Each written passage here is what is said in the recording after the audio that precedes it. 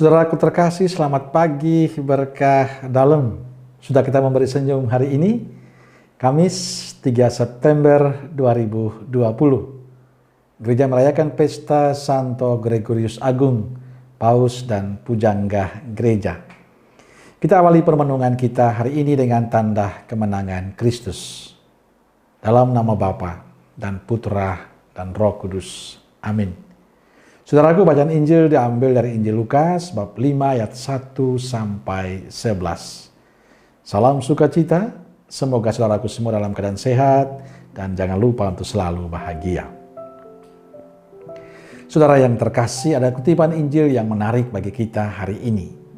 Yesus berkata kepada Simon, "Bertolaklah ke tempat yang dalam dan tebarkanlah jalamu untuk menangkap ikan."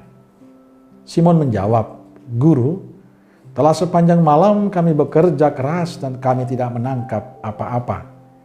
Tetapi atas perintahmu, aku akan menebarkan jala juga."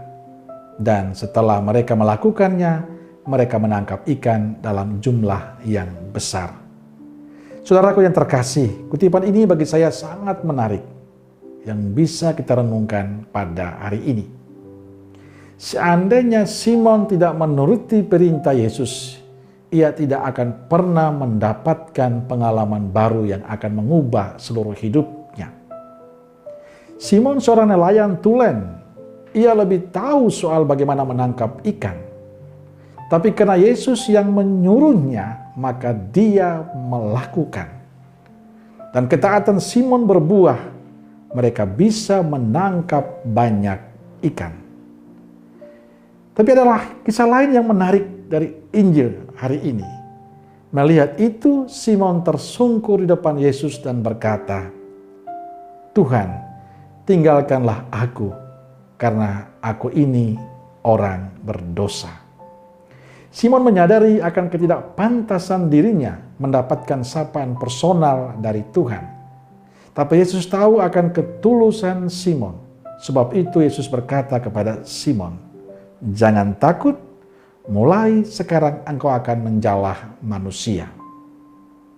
Saudaraku terkasih, semenjak itu Simon atau hidup Simon berubah dari seorang yang hanya memikirkan kepentingan diri sendiri, kelompoknya, sekarang memikirkan misi perutusan yang lebih besar bersama Yesus. Simon mengikuti Yesus dan belajar dari Yesus. Saudaraku yang terkasih, kita semua tentu ingin maju dan berkembang. Kita ingin hidup kita bermanfaat bagi sesama kita. Mari kita belajar dari Simon yang mau mendengarkan masukan Yesus.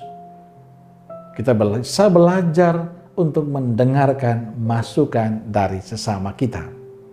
Tapi ingat, hal itu akan terjadi bila kita memiliki sikap rendah hati untuk mendengarkan orang lain.